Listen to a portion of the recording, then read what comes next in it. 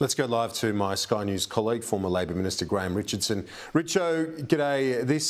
These floods, it reminds me, I think it was the British Prime Minister Harold Macmillan who said, for a leader, it's about events, dear boy, events. Now, this government is having to deal with events once again with these floods. It's going to hit the budget. It's going to hit people's own kitchen table budgets. It's the challenge of government, Richo.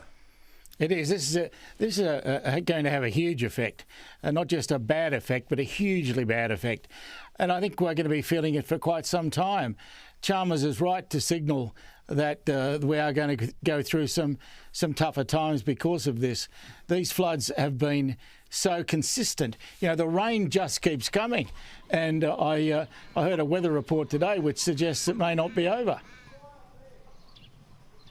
And the Prime Minister doing the right thing, heading to the flood zones yesterday in Victoria, to Forbes in central New South Wales today.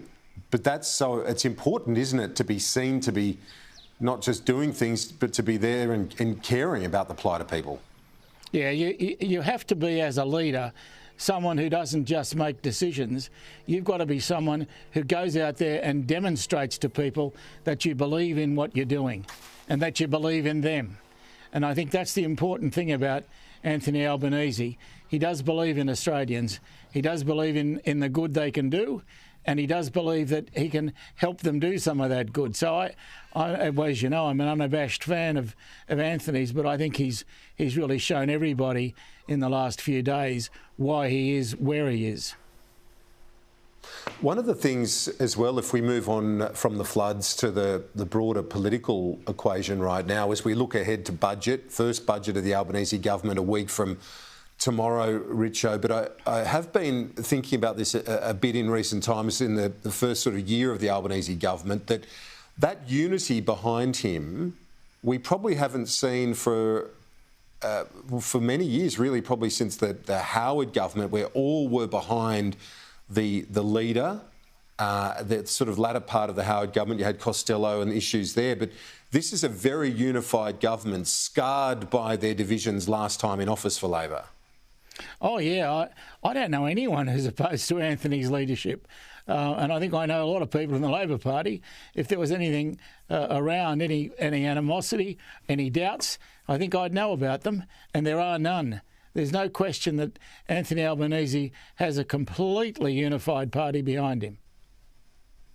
Do you think it's one of those things about longevity as well, having watched this place in our politics for as long as you have? John Howard always said it was 2 decades before someone would be comfortable being Prime Minister. 2 decades in the Parliament, which Anthony Albanese does tick that box.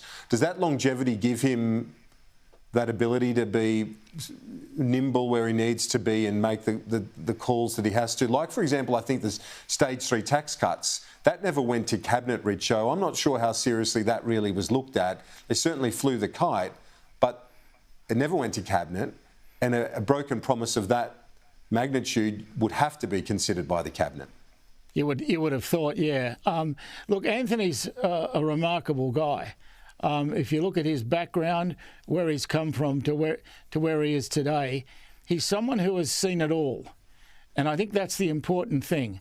He has seen everything that's good and everything that's bad in this country. And he knows instinctively what he has to do, let alone the fact that he's got an economics degree. He has all the theory. But the theory doesn't matter too much when you're in government. Delivery is what matters. No. And I think he focuses on that.